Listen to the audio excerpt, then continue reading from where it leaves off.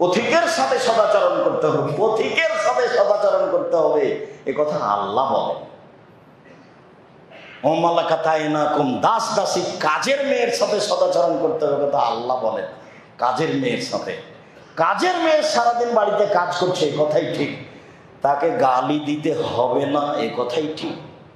তাকে যখন তখন বকা দিতে হবে না, এ কথাই ঠিক। তার কাছে কোনো জিনিস নষ্ট হয়ে যেতে পারে, এ কথাই ঠিক।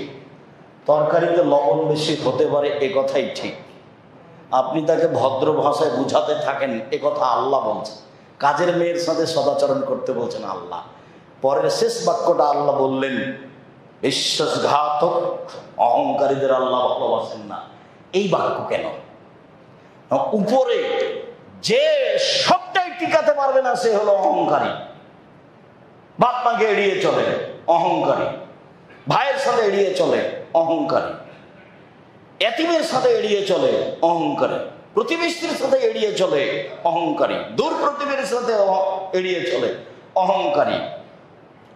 চলার পথিকের সাথে একবারে দামি গাড়ি আর একটা গাড়ির সাথে একটু ঠেকেছে, নেমে গিয়ে যে বললো, বেটা তুই চিনিস আমাকে?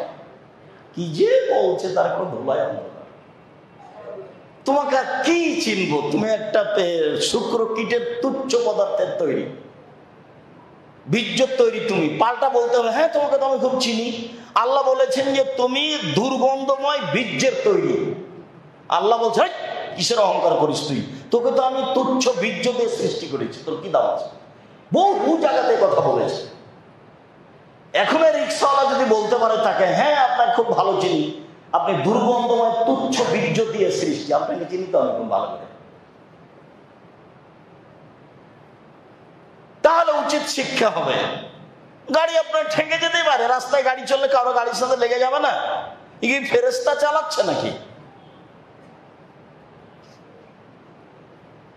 সব শেষে বললেন, অহংকারীকে আল্লাহ পছন্দ করে না।